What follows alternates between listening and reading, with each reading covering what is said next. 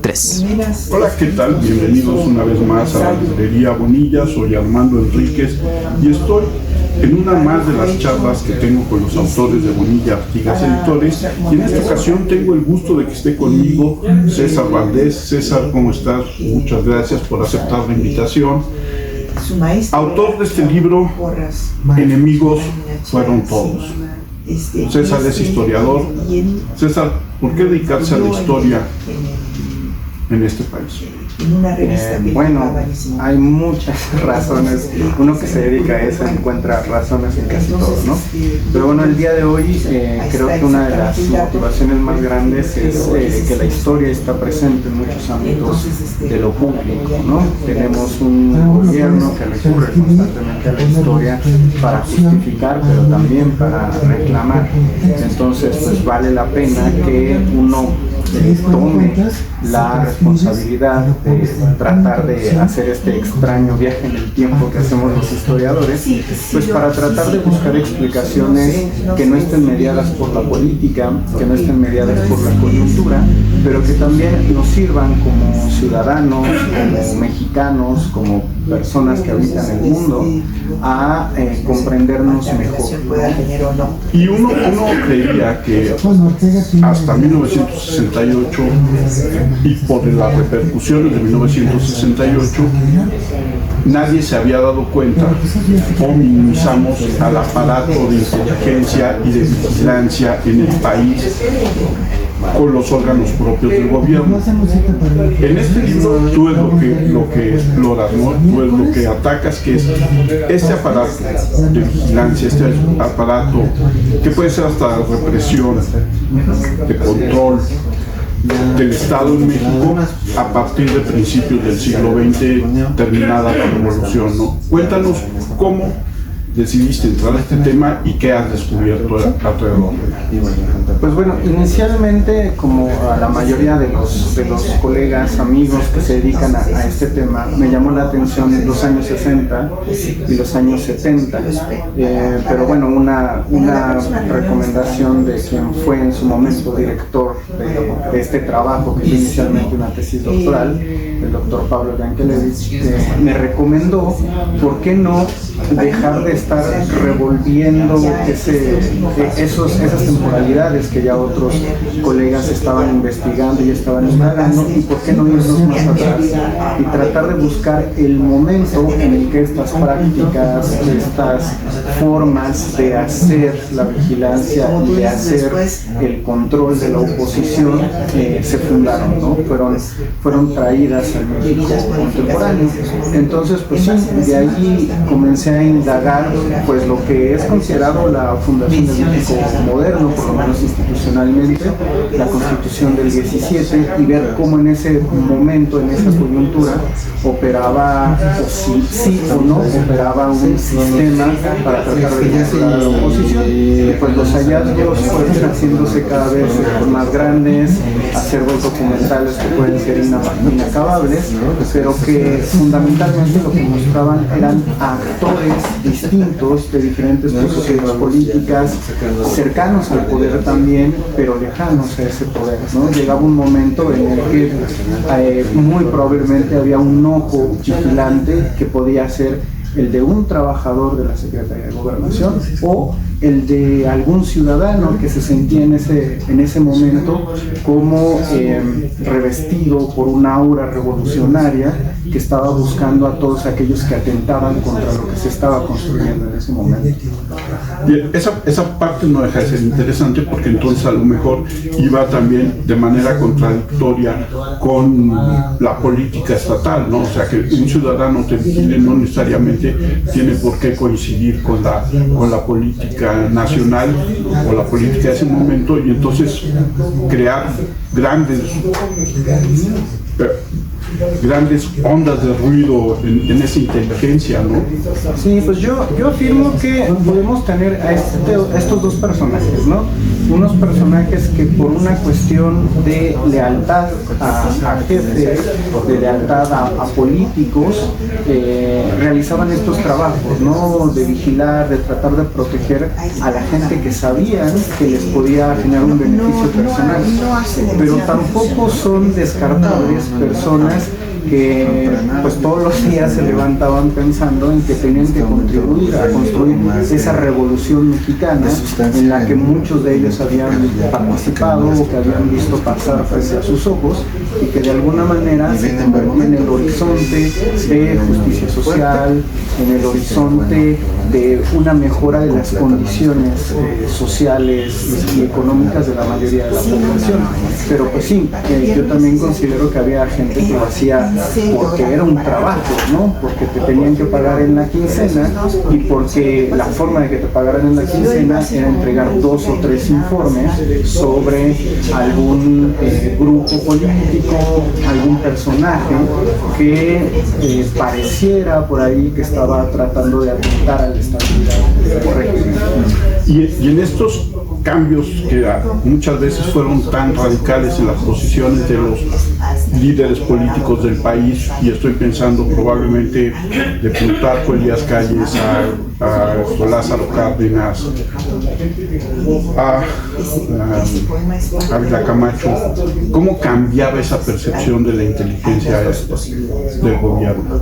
Pues mira, yo de repente uno lee muchos de los trabajos que se hacen de este tipo en otras partes del mundo y existe una percepción amplia de que los sistemas de inteligencia en Estados Unidos y en un determinado momento en la Unión Soviética eran muy modernos y eran la vanguardia, y entonces estos sistemas en lugares periféricos como México, Argentina, etcétera, son vistos como más atrasados, pero en realidad todos están en lo mismo, ¿no? Todos están tratando de pensar cómo le van a hacer para contener a esa oposición. En Estados Unidos quieren contener a los comunistas y a los anarquistas, en la Unión Soviética pues quieren contener cualquier disidencia en contra del Partido Comunista de la Unión Soviética, y en México se experimentan diferentes formas de hacer esa vigilancia. Van desde la persona que le gusta mucho platicar con la gente y que así obtiene información, indicios que a veces son acertados, a veces no, hasta aquellos que empiezan a diseñar formas de tecnificar el flujo de información, ¿no? Durante muchos años funcionó, por ejemplo, un departamento de censura postal donde muchos empleados de Correos de México en los sótanos del edificio de Correos abrían determinadas cartas con determinados códigos postales y direcciones para fotografiarlas o copiarlas y luego devolverlas al flujo de los carteros y llegaran a sus destinos. Pero eso es algo que se les ocurría en el momento, ¿no? Que no había quien les dijera hay que hacerlo de esta manera o hay que hacerlo de otra, ¿no? Lo que sí es, creo que fue cambiando sobre todo la conciencia de la importancia que tenían para mantener un control de esa oposición, ¿no? Yo creo que en los años 20 Álvaro Obregón, Plutarco Elías Calles tenían cierta conciencia de que había que contener a sectores de la gente que se oponía a ellos, pero creo que no habían desarrollado todavía la idea de que había que invertir recursos humanos y materiales, ¿no? Cárdenas, hacia el final de su sexenio, cuando la oposición de las derechas mexicanas logra organizarse, el senatismo, el Partido Acción Nacional, y ya en la arena pública están disputando mucho más fuerte, pues sí, los rumbos de la Revolución Mexicana, creo que él se da cuenta que hay que invertirle más dinero, que hay que invertirle, hay que conseguir más recursos humanos y sobre todo hay que generar una red mucho más fiable de esos flujos de información, ¿no? Durante la Segunda Guerra Mundial, pues sí, todo el intercambio de información con Estados Unidos, el miedo tremendo a una invasión alemana en territorio americano, hace que los servicios de inteligencia mexicanos recaben cualquier tipo de información que llegaba a rayar en el absurdo, ¿no? Y ahí sí es un momento crucial para esta transformación, ¿no? Que en el libro es la parte final de esta historia, de esta periodicidad de la historia que yo quise hacer, donde se dan cuenta que al parecer no lo están haciendo tan bien, ¿no? Y que al parecer hay que mejorar ciertos procesos, hay que enseñarle mejor a la gente, hay que preocuparse porque los agentes sepan escribir y sepan comunicar mejor la información.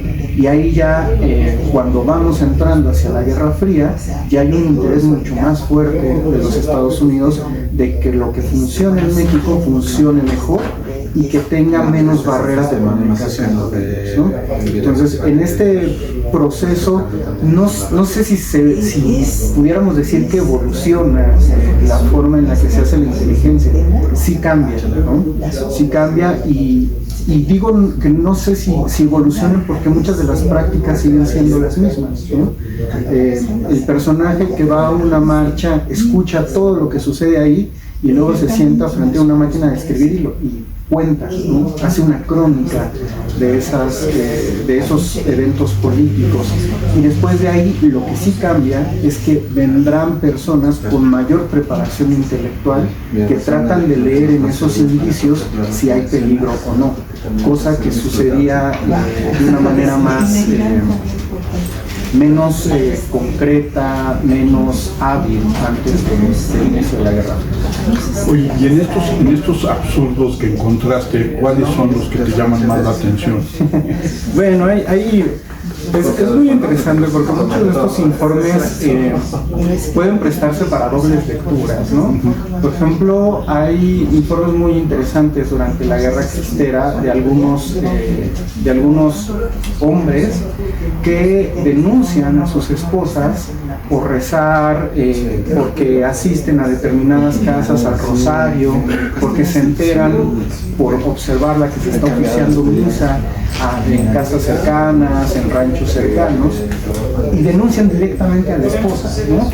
Entonces, pues sí, uno no encuentra más que a ese esposo diciendo que su esposa está atentando contra el régimen o que está haciendo actividades sospechosas, pero uno no sabe cómo era la vida cotidiana de la pareja, ¿no?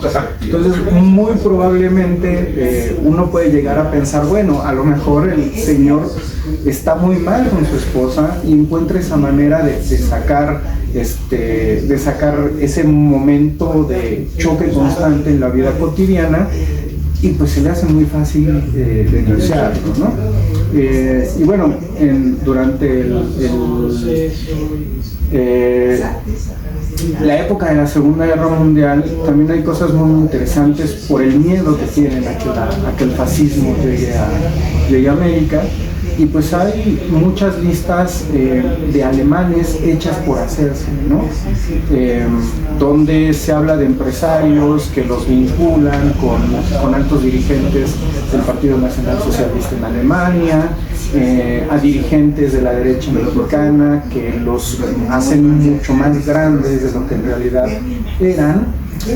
Y quizá uno de los informes más simpáticos y quizá ridículos que pueda haber es un agente en Veracruz que encuentra pisadas en la playa, encuentra antenas, encuentra una lancha y cree que están desembarcando los nazis en México, ¿no? Y envía un informe muy preocupado de todo ello, ¿no? Pero al mismo tiempo de que suceden estas cosas que nos pueden parecer simpáticas, hay otras personas, sobre todo en ese momento recién creada Secretaría de la Defensa y gente en la Secretaría de Gobernación, que están siendo más acuciosos con la información, ¿no? Por ejemplo, en la época también de la Segunda Guerra Mundial, encontramos los primeros intentos por coordinar de manera general en México el funcionamiento o las fases que podríamos llamar fases represivas de su comportamiento, ¿no? O sea, una primera fase en donde se busca disuadir a la gente que protesta, una segunda fase en la que se dice tiene que intervenir la policía para dispersarlos, y ya fases en las que abiertamente tanto la Secretaría de Defensa como la Secretaría de Gobernación dicen: si se llega a un punto donde la violencia ha escalado, el ejército puede participar abiertamente, ¿no? Entonces hay una combinación en este mar de documentos, en este mar de papeles, que pues sí, hacen reír, pero siempre con esta tensión, ¿no? Una risa muy nerviosa, ¿no? Sí, son de repente cosas que están ahí, ¿no? O sea, los vecinos que ven a una persona que no sale durante meses y que aseguran que puede ser un comunista, ¿no? Por ejemplo. Que también nos habla mucho del comportamiento social de las personas el día de hoy, ¿no? Ese vecino con el que no hablo y me parece sospechoso y que probablemente está haciendo algo mal, ¿no? Lo interesante es esa conciencia de querer ir a decirle a la autoridad lo que está sucediendo, ¿no? Que es una conciencia muy perversa de alguna manera, ¿no? Como tú dices, en cierto momento y a ciertas personas puede parecer irrisorio, pero sabemos de casos, ¿no?, donde este tipo de conductas y de sociedades, ¿no?, este tipo de conductas acabó con mucho de la fibra social del país, ¿no?, sobre todo Europa del Este, ¿no?, la misma Cuba de repente. Ahora, César, ha de haber sido fascinante haberte metido en todo esto, ¿no? ¿Qué tantos archivos recorriste? ¿Qué tantos lugares fueron a los que tuviste que acudir para poder lograr este Pues mira, la base con la que se construyó el libro fueron fundamentalmente 3 acervos: el acervo personal de Plutarco Elías Calles, que de Plutarco Elías Calles, y en algún momento también el de Venustiano Carranza, como para rastrear estos primeros momentos donde de alguna manera no se está pensando tanto en defender al país, sino en defender ya sea a Carranza en su momento, ya sea a Calles o a Obregón en otro momento, ¿no? Como una especie de guardia personal que está indagando entre la gente cercana quién puede defenderse, ¿no? El otro, pues, gran acervo es el Archivo General de la Nación, el fondo de la Dirección General de Investigaciones Políticas y Sociales, que fue el último nombre que tuvo esta sección de la Secretaría de Gobernación, que en los años 20 es bautizada como Departamento Confidencial, y que pues tiene un acervo que inicia en 1922 y sus últimos documentos son de 1985, ¿no?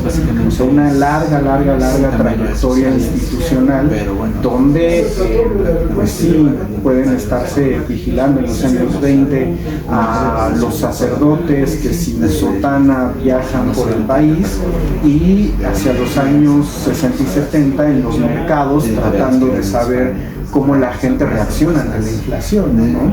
En un momento donde no hay, por ejemplo, encuestadoras para que le digan al gobierno si tal o cual producto afecta o no más, pues lo que teníamos eran agentes de información política en los mercados informándose y preguntándole a la gente, ¿no?, si le alcanzaba el dinero, si subía la tortilla, cómo se sentía, ¿no?, y escribiendo informes sobre eso. Y el otro acervo, que bueno, tiene sus particularidades y sus peculiaridades, pero pues es el archivo de la Secretaría de la Defensa Nacional, ¿no? ¿Por qué? Porque una de las digamos, formas de construir este trabajo vino también siguiendo las trayectorias burocráticas de las personas que formaban parte de estos servicios, ¿no? Y entonces uno va encontrando que muchos de ellos fueron policías en Ciudad de México en algún momento, en otro momento formaron parte del ejército o provenían del ejército y luego se fueron a la policía. Lo cierto es que son personajes que están saltando entre instituciones y que en algún momento tocan la Secretaría de la Defensa Nacional y que en algún momento intentan ser reconocidos como veteranos de la Revolución Mexicana para recibir pues todas las prebendas que ello implicaba, ¿no? Por ejemplo, los directores del Departamento Confidencial, la mayoría de ellos afirman haber participado en la revolución y pues en sus hojas de servicio de la entonces Secretaría de Guerra y Marina, pues uno puede encontrar que hay veces que dicen que son unos mentirosos por entregar cartas falsas, por dar partes de guerra en los que es comprobable que no estaban, o por incoherencias, por decir que estaban en Coahuila cuando están registrados en otro lado en menos de 15 días, ¿no? O sea, también ese recorrido archivístico va mostrando una serie de prácticas de la burocracia mexicana, ¿no? Una burocracia acostumbrada a que con los cambios de grupos políticos, con los cambios de gobierno, puede cambiar totalmente, ¿no? Puede cambiar totalmente de todo, ¿no? O sea, ideología de posición y esta parte que dices que es muy interesante, o sea, de reportar lo que necesita el gobierno que se reporte, no necesariamente lo que está pasando. Sí, pues funcionan muchas veces coyunturalmente. No sé, viene el Día del Trabajo, ¿no? Entonces en el Día del Trabajo hay que vigilar a toda la izquierda, ¿no? Pero el 12 de diciembre es el Día de la Virgen de Guadalupe, ¿no? Y están registrados en el archivo operativos de días completos, de semanas completas, registrando de dónde vienen los peregrinos a la basílica, si tienen alguna intención política. En algún momento hay algunas personas que seguramente en gobernación tenían miedo que esa concentración masiva de católicos hiciera que alguien muy sagaz quisiera ir a tomar Palacio Nacional, ¿no? Digo, algo que también se argumenta un poco por ahí en este trabajo tiene que ver con cómo a las personas que están al frente de un gobierno les surgen miedos a determinados posicionamientos políticos, ¿no? Entonces es muy notorio que en ciertas coyunturas los miedos de parte del gobierno pues, se van transformando. Pero sin duda yo creo que lo que nos aporta, o en la investigación aporta cierta trascendencia del surgimiento de este departamento, es que en algún momento a alguien se le ocurre que no nada más hay que saber qué está haciendo el general Joaquín Amado o qué está haciendo X general o político de oposición, ¿no? Hay que guardar lo que sabemos sobre ellos, ¿no? Entonces, cuando entre 23 y 24 deciden crear el archivo que posteriormente se convierte en la fuente principal para esta investigación, el gobierno mexicano, la Secretaría de Gobernación, se da cuenta que las trayectorias políticas son importantes, ¿no? Entonces, acá, por ejemplo, abordo muy brevemente la expulsión a Luis Cabrera en 1929, y a Luis Cabrera lo habían vigilado en 24, en 26, en 27, y en 29 se deciden a ir por él a un billar, es el aeropuerto Felipe Ángeles, subirlo a un avión y dejarlo en la frontera entre Chiapas y Guatemala, ¿no? ¿Por qué? Porque consideraron que era peligroso que Luis Cabrera diera conferencias sobre temas críticos hacia la Revolución Mexicana, hacia los gobernantes, hacia las élites políticas, ¿no? Y alguien da una orden y se ejecuta. Sin embargo, sistemáticamente tratan de saber en dónde está, con quién platica, con quién se reúne, ¿no? Y bueno, lo que comentaba hace rato, ¿no? Esas cosas simpáticas de las vigilancias. En algún momento un agente lo sigue por bares de la Ciudad de México y muchas veces lo pierde porque termina bebiendo de más y sin saber dónde queda Luis Cabrera, ¿no? En esta como combinación de voy, hago mi trabajo, y en medio de hacer el trabajo hay cosas que no siempre salen bien. En ese hacer trabajo tengo que disimular muy bien que estoy haciendo un trabajo nuevo, ¿no? Pero hay en esto que platicas siempre hay un grano, o un grado, mejor dicho, entre paranoia y también conseguir datos para ejercer presiones o para callar voces, ¿no? Sí, es muy interesante pensar que esta información nada más sirve para detectar a la oposición, ¿no? Sino para en su momento silenciar, ¿no? Yo también digo, se pierden muchas veces ciertas líneas dentro de los documentos y los archivos, pero pues no es nada falto a hipótesis que uno puede elucubrar, de que en momentos determinados hay políticos que desaparecen de la escena pública y en otros momentos regresan, probablemente cuando sienten que ya no hay presión sobre ellos, ¿no? Y muy probablemente puede venir de esta situación, ¿no? De amenazas muy directas, ¿no? De que si saben cosas o que se tiene información que pueda comprometer de una u otra manera a determinadas figuras políticas. Oye, César, ¿y te quedaron ganas de seguir indagando sobre esos tiempos? Pues mira, lo que más me queda como ganas es como tratar de que se entienda de que muchas veces se piensa que esa violencia con la que comenzamos hablando en los años 60, 70, 80 era inevitable, ¿no? Que con el hecho de haber creado en 23-24 este departamento, la espiral o la línea histórica terminaría indudablemente en la violencia, ¿no? Entonces lo que me queda siempre como necesidad de seguir revolviendo, reexplicando a mí mismo y colectivo, tiene que ver con esos momentos específicos en los cuales se tomaron ciertas decisiones que hicieron que estos servicios fueran tensando más el hilo y fueran adquiriendo una versión y un rostro cada vez más oscuro, ¿no? El ejemplo que acabo de dar, ¿no? Aprender a Luis Cabrera a subirlo a un avión y dejarlo en Chiapas pudo haber sido aprender a Luis Cabrera a llevarlo a la cárcel de Belén y que no volviera a aparecer, ¿no? Entonces, ¿en qué momentos, qué personajes, qué individuos, qué contextos fueron los que empezaron a empujar cada vez más hacia la violencia y hacia la violación sistemática de los derechos de las oposiciones políticas, ¿no?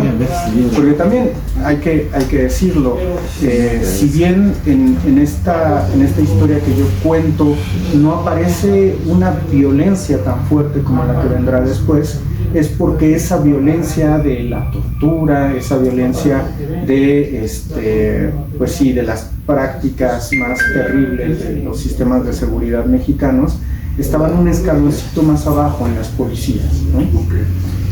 Como que esa necesidad de limpiar el rostro de las policías hizo que fueran ubicándose estas prácticas en otros lugares.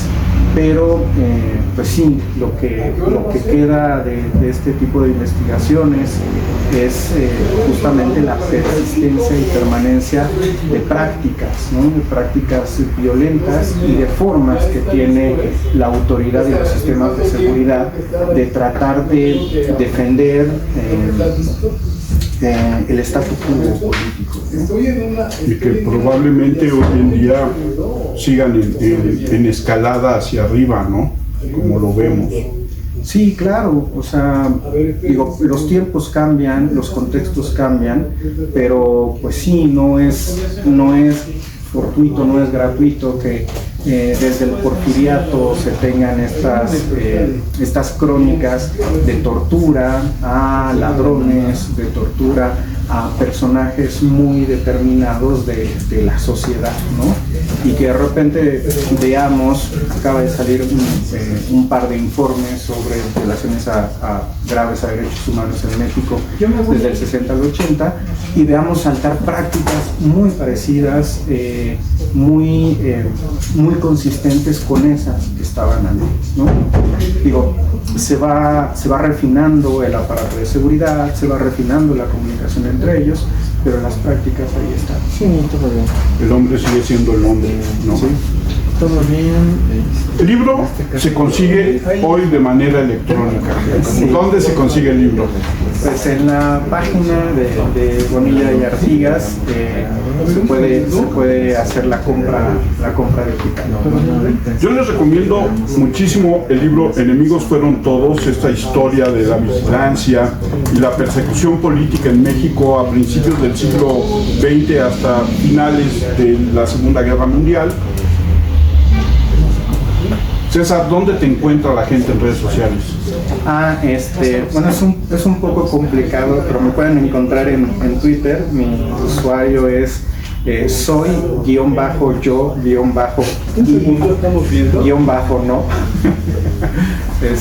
Pero bueno, probablemente en algún lugar de toda la red de comunicación de librería Bonilla y Artigas pueda ubicarse el Twitter, pero yo creo que si me buscan como César Valdés apareceré en Twitter sin ningún problema. Ok, yo soy Armando Enríquez, a mí me encuentran en Twitter, por eso me cayó mejor todavía César, porque se niega a decirle ex y dice Twitter como debe de ser, como @cernícalo. Les recuerdo que me pueden encontrar en el podcast Una Charla como cualquiera en Spotify o en cualquiera de las plataformas que utilicen para oír podcast.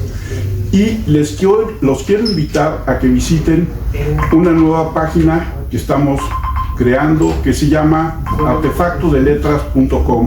Tenemos diferentes redes sociales, tenemos TikTok, tenemos Instagram, tenemos Facebook, tenemos Twitter, tenemos nuestra página dedicada a los libros única y exclusivamente. Visítenos, suscríbanse, vean las charlas que tenemos en los canales y vean la promoción de libros, porque seguramente en Artefacto de Letras, van a encontrar el libro que quieren leer, y entre ellos está el de César, Enemigos fueron todos. Muchas gracias y hasta la próxima aquí en la Librería Bonilla.